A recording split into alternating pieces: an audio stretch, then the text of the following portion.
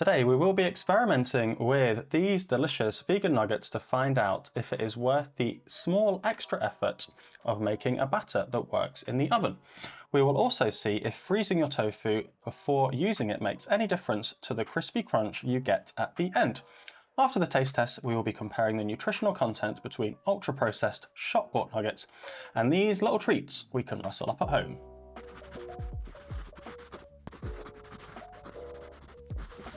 Okay, so let's get going then. So we're starting off with a 1/4 cup of gram flour. We don't need to bother to sieve it, and then a 1/4 cup of almond milk. So adding half the milk first, just because it's easier to whisk into a nice thick paste without making any lumps. And then once that is a nice thick paste, adding the next 1/4 cup of almond milk. So quite a lot of whisking is needed, but it is worth it. Then once you've got your batter, adding 1 tablespoon of paprika, 1 tablespoon of garam masala, 1 teaspoon of chili powder, but you can add more if you want spicier nuggets, and then just a little dash of soy sauce and a little bit of salt. Getting that all whisked up. Then yeah, my batter was a little bit too loose, so I just added a tiny bit more flour just to thicken it up. So you do want it to be reasonably thick, but not too thick, as you can see. Okay, so now onto the tofu part, so the tofu experiment. So 1 block has not been frozen. 1 block was frozen and then thawed. So a lot of people talk about this as a way of kind of making the tofu crispier, so this is what we're going to find out. And then both blocks were pressed overnight just to get rid of as much water as possible. Then just ripping them up, so this is nice and easy, just ripping them up into chunks, so about 2 to 3 centimeters in size chunks. Then getting them into some gram flour. This is just to help the batter stick to the tofu. So first of all, just doing the non-frozen tofu, so just the pressed tofu, and then getting that into the batter, or shaking that up with the gram flour first, then getting that into the batter. So yeah, into the batter, then giving a big old stir to get it all coated, then chucking it into a hot oven dish. So this oven dish was in the oven for about 10 minutes already, along with the oil, so the oil's nice and hot. So if you've made roast potatoes before, this is a very similar method, so getting things chucked into hot oil. So this just helps to stop things sticking, but it does stick, so as soon as you've got everything in, you need to give it a nice big rustle. So rustle it up big time just to stop it sticking, and then just to coat it in the oil. And then that's just going to go in the oven for a few minutes while we do exactly the same with the tofu that was in the freezer. So yeah, again, coating it with the gram flour, and then coating it with the batter, and then getting that chucked into the oven dish again. Then keeping them separate so we know which is which for when we do the taste test. Then yeah, after they've been in the oven for 10 minutes, gonna reapply the batter, because we can see the batter hasn't fully coated everything, so we want it to be nice and crispy everywhere. So just re-battering it. So the batter is the same as before, so we just made another batch of the batter. So getting it out, coated, and then chucked back in. So yeah, first of all, this is the non-frozen tofu, then back in, and then yeah, the frozen tofu. Again, keeping it separate for the taste test. So now this has got a nice covering of the batter. Then 20 more minutes in the oven, and it's all done. Dished out. So this is the non-frozen tofu first, then the frozen tofu, ready for the taste test. So this recipe was an accidental discovery. I was trying to make a vegan version of fish and chips without doing any deep fat frying, as deep fat frying results in using a lot of oil and is probably not as healthy. In the upcoming weeks, I will be doing some more experiments to find out if this is the case. Comment below to let me know your favorite deep fried foods and if there's anything you want to see cooked in the oven instead. Now onto the slightly quicker method of flouring, followed by the taste test.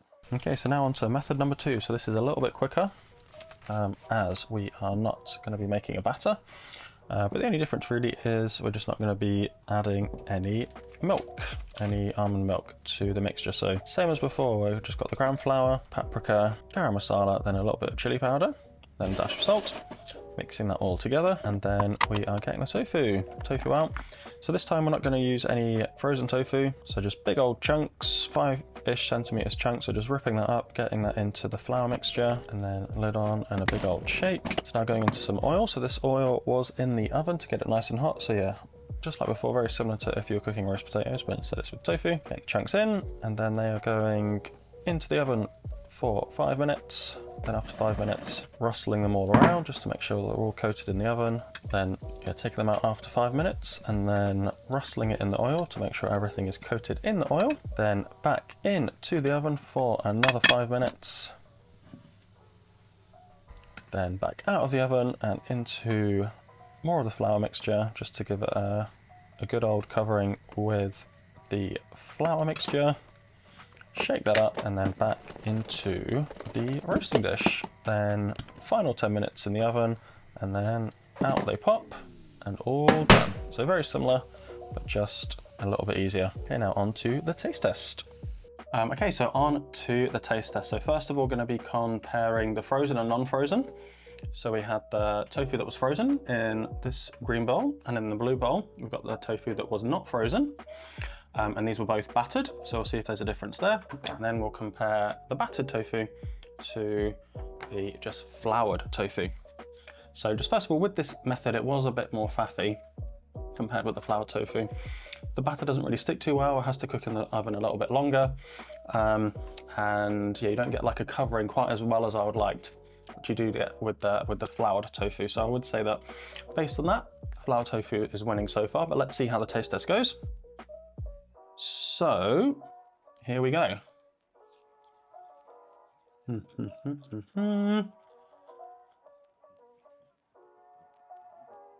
Very good. Nice crispy skin.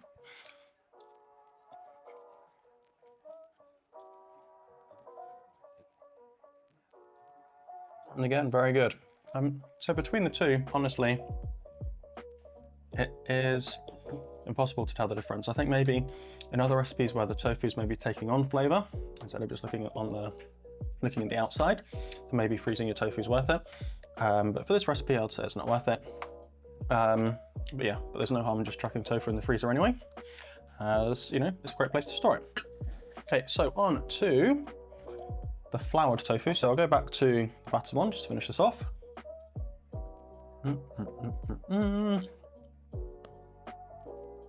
Still very good.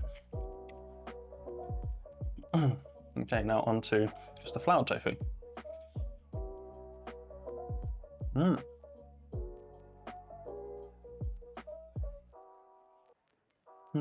Again, very good. Not a huge amount of difference. There's definitely some maybe extra crispier bits on the battered tofu, but the covering is maybe not quite as good. The floured tofu, you're getting a much more even covering, and it is not nice and crispy everywhere. So overall, if I were to do this again, well, I'm going to do this again, probably just go with flouring because it's a bit quicker, it's a bit easier, less mess, less washing up, and the results are basically the same. All right, so let's move on to the nutritional information. I hope you enjoyed the recipes and the taste test. You are now full with the knowledge you need to make the best vegan nuggets, but are they the best? Yes, in terms of taste and texture, but how about the nutritional content? Well, let's find out as we compare these nuggets with two shop-bought ones. With all these comparisons, it will be per 100 grams, which I would say is pretty much a serving, as long as you have it with a side salad or some lovely chips. Calorie-wise, the four are close, but I'm happy to see that both homemade versions are down at the bottom. There is a difference of 92 calories between the top and the bottom, which is the amount of food found in a large apple or a single bit of Kit Kat. Just something to think about there. Now on to protein. And Goody Foodie is miles in front, but when we get to the next graph, we can see that there are some data points that don't quite make sense. Maybe this protein claim is a bit steep. Anyway, for all the consumers of this product, I hope it is true. The homemade versions are behind because the processed nuggets contain both tofu and seitan, which are made from wheat. So all shop-bought versions that I have seen are not gluten-free because of the seitan, so you are getting a bit more protein, but they're not suitable for all diets. So now let's look at carbs and how much of that is fiber. So this is why I'm a bit concerned with Goody Foodie's data, as the yellow bar should always be higher, as the amount of fiber contributes to the total carbs. If you want to find out more about fiber, then click over here. So yeah, it's a bit confusing. Anyway, again, it's not great for the homemade nuggets, but at least the number is better than 0, which is what you would get from a real chicken nugget. Finally, onto the fat content. It's good to see that saturated fat is low for all three, and that the homemade nuggets have the lowest of the lot. This includes the fat needed to cook them in, so don't worry, that has been taken into account when this data was produced. So in summary, the macronutrient content overall is a bit better with the processed food. However, they are ultra processed and contain ingredients with names that don't sound like food. And yes, they are quicker to make, but overall, purely based on the enjoyment of food, you have to go with the homemade. and it doesn't take that long to make. And the full recipes are on jollyspud.com, so you can go check it out there. Rissy, where did you come from? No nuggets for you, Rissy, but what did you expect? You are a dog and you can't have people food, but you can have this little duck treat. Who's a good girl? And yeah, that's all from me. So thank you as always for watching. And if you want more food-based experiments and nutritional information, please like and subscribe. And more importantly, make these nuggets and let me know how you get on in the comments below. Catch you in the next one. Ciao.